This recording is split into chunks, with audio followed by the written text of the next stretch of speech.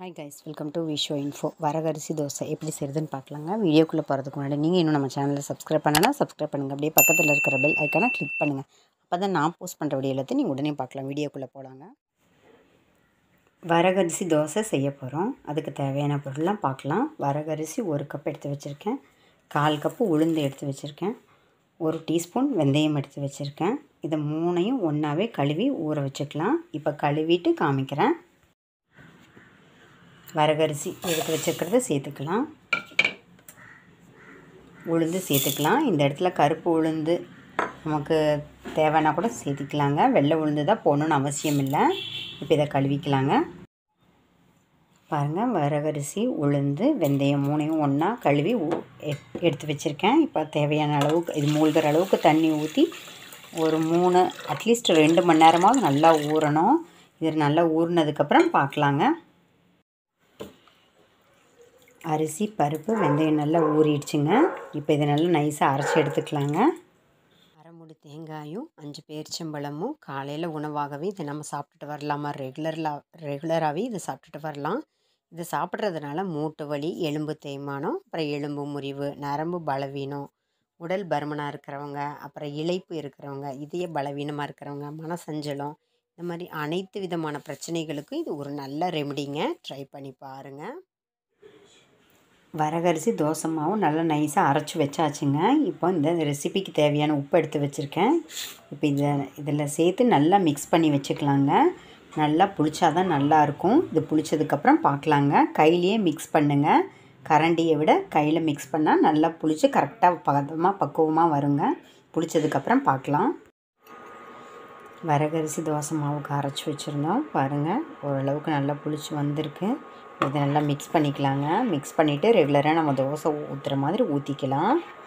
ஓரளவுக்கு தண்ணி இருக்கட்டும். ரெகுலராக நம்ம உளுந்து மாவு தோசை ஊற்றுவோம் பார்த்தீங்களா, அந்த பக்குவத்தில் நம்ம ரெடி பண்ணி வச்சுக்கலாம். நீங்கள் ஊத்தாப்பம் மாதிரியும் ஊற்றிக்கலாம், மெலிசாக ரோஸ்ட்டாகவும் ஊற்றிக்கலாங்க. இப்போ எப்படி தோசை ஊற்றுறதுன்னு பார்க்கலாங்க. தோசைக்கல் காஞ்சிருச்சு. இப்போ தோசை ஊற்றிக்கலாங்க. நமக்கு எந்த அளவுக்கு திக்காக தின்னா வேணுமோ தாராளமாக நம்ம ஊற்றிக்கலாம். ஸ்ப்ரெட் பண்ணி விட்டுக்கலாம். நல்லா ரோஸ்ட்டாகவே நல்லா வரும்.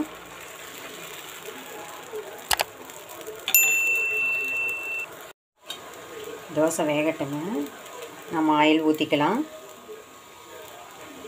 வெந்ததுக்கப்புறம் திருப்பி போடலாம். தோசை வெந்துருச்சுங்க. திருப்பி போட்டுக்கலாம். நீங்கள் 1 சைடாக கூட எடுத்துக்கலாம், நம்ம விருப்பம்தான். பாருங்க, கீழே ஒரே 1 செகண்ட் வேகட்டுங்க. நம்ம வரகரிசி தோசை சூப்பராக வெந்துருச்சு. இப்போ இது ஒரு பிளேட்டுக்கு மாற்றிக்கலாங்க. பார்த்தீங்களா எந்த அளவுக்கு ரோஸ்ட்டாக வந்திருக்கு. இதை ஒரு பிளேட்டுக்கு மாற்றிக்கலாம். சூப்பராக வந்திருக்கு. ஆளி விதையை இரவுலேயே நைட்டாக ஊற வச்சுடுங்க.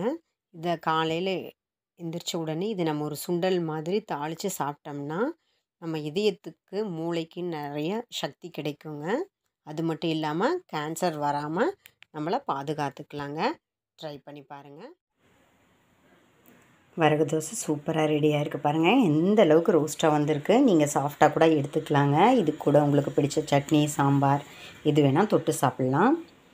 இப்போ இட்லி மிளகா பொடி கூட சாப்பிட்டு பார்க்குறேங்க. சூப்பராக இருக்குது. ட்ரை பண்ணி பாருங்கள். வரகுல நிறைய சத்து இருக்குது. வரகு ஒரு மின் கடத்தின்னு கூட சொல்லலாம். கோவிலில் இந்த கலசத்தில் நவதானியங்கள்லாம் சேர்ப்பாங்க. அது கூட இந்த வரகையும் சேர்த்து வைப்பாங்க. கோவில் கும்பாபிஷேகம் வருஷத்துக்கு ஒரு தடவை பண்ண மாட்டாங்க, 12 வருஷத்துக்கு ஒரு தடவை தான் செய்வாங்க. அப்போ அதில் அந்த கலசத்தில் இந்த சிறுதானியங்களில் மெயினாக கம்பு, சோளம், வரகு இதெல்லாம் சேர்ப்பாங்க. அதில் வரகு மெயினாக சேர்ப்பாங்க. நவதானியங்களும் சேர்ப்பாங்க. மெயினாக வரகு அரிசி 12 வருஷம் கழித்து நம்ம கும்பாபிஷேகத்துக்காக கலசத்தில் போட்டு வச்சுருக்கிறத பழசை எடுத்துகிட்டு புதுசாக மாற்றுவாங்க. அப்போ வரைக்குமே நல்லா புதுசாக இருக்குங்க. அது மட்டும் ஒரு காரணமாக இல்லாமல் இப்போ ரொம்ப மழை பெய்கிற டயத்தில் வெள்ளமெல்லாம் வரும்போது வேரோடு எல்லாம் அழிஞ்சு போயிடும். அப்போ விதைக்கிறதுக்கு கூட எந்த விதையும் இருக்காது. அந்த மாதிரி டயத்தில் இந்த கோபுர கலசத்தில் இருக்கிற இதை எடுத்து அவங்க விதைச்சி அப்புறம் அறுவடை செய்வாங்க. அதுக்கும் பயன்படுது. வரகு அரிசி உடம்புக்கு ரொம்ப நல்லதுங்க. ட்ரை பண்ணி பாருங்கள். இட்லி, தோசை எல்லாமே நல்லாயிருக்கும்.